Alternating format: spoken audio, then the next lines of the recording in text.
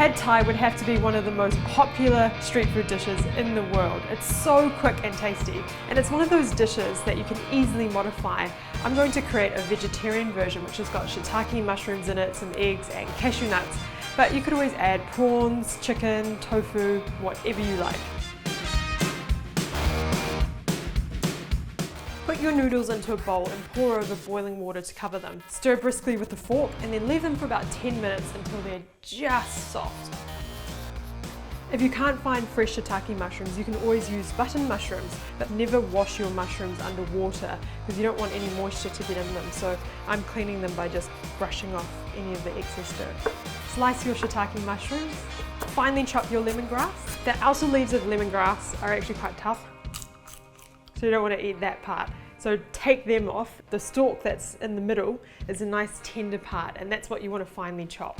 Finely shred the kaffir lime leaf, and finely chop some garlic, some spring onions, and we're going to separate the white part from the green part because the white part takes longer to cook, so we cook that first and then we add the green part later. Now onto the sauce. Thai cooking is all about a harmonious balance between sweet, salty, sour and hot flavors. We've got some sweet chili for the sweetness and the heat, fish sauce for the saltiness, but you could use soy sauce instead, and then for the sourness we're using lime juice, but you could use tamarind, which is the more traditional ingredient. And we've got a bit of sesame oil and some coconut milk as well. Mix all of the sauce ingredients together and set that aside.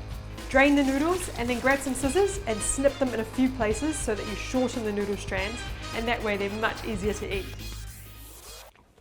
Make sure you check on the noodles. You don't want them to be overcooked because they might end up being too soft, and then when you cook them, they'll end up being buggy in the pan. Heat some oil in a wok or your largest non-stick fry pan. And when it's nice and hot, add the lemongrass, garlic, the kaffir lime leaf and your shiitake mushrooms and stir fry it for about a minute or two. Add your noodles and the sauce, bean sprouts, green part of the spring onions, the chili if you like, and toss it all together and keep cooking it until everything's hot through. To make the omelette, all you do is whisk the eggs up and then push the noodles to one side of the pan, pour the eggs into the other side of the pan, let it set as an omelette, and then just toss it all together. For extra taste and freshness, you can add some extra mung bean sprouts for a bit of crunch, toasted cashews, a bit of fresh coriander is really lovely, and of course some extra chili. Oh, and importantly, a little lime wedge on the side so that you can squeeze it over just before eating. Yummy! The only way that this could be made better right now was if I was in Thailand.